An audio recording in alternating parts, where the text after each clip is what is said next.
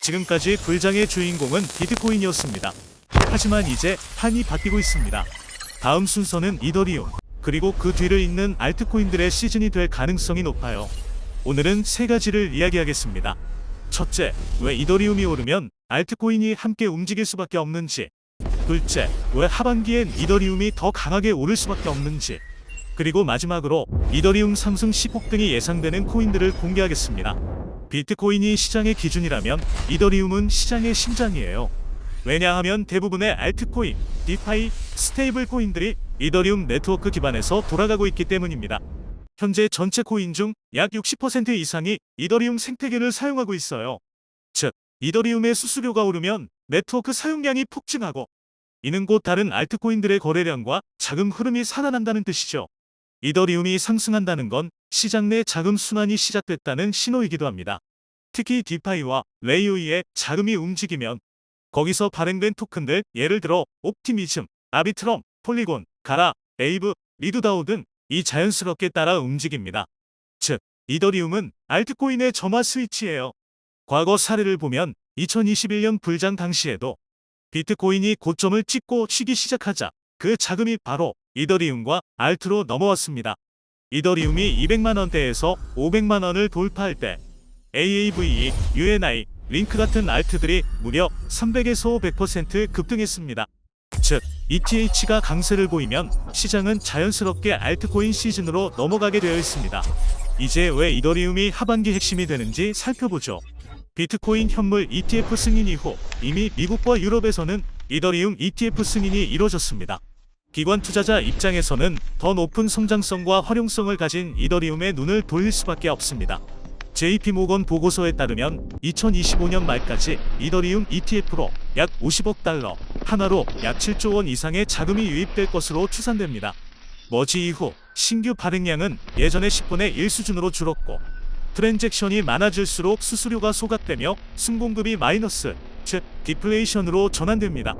뱅쿤 업그레이드 이후 L2 거래량이 폭발하면서 실제로 하루 소각량이 8,000 ETH를 넘었던 날도 있었습니다.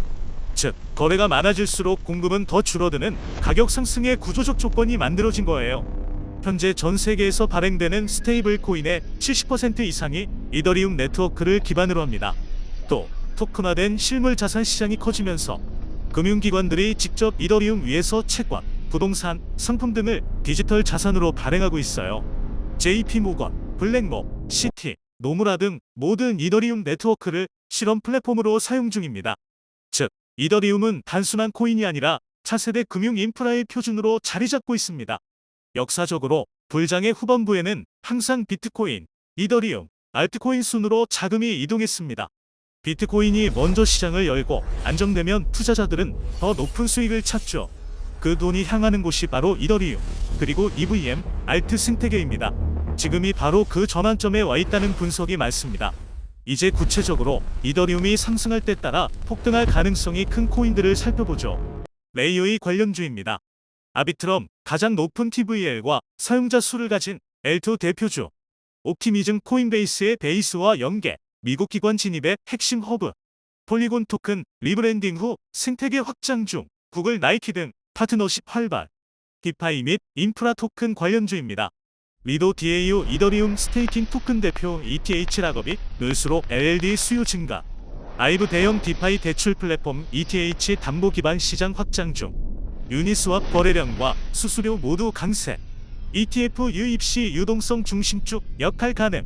스테이블 토큰화 연계 관련주입니다. 체인링크 오라클 네트워크 대표 실물 자산 데이터 연결 핵심 인프라.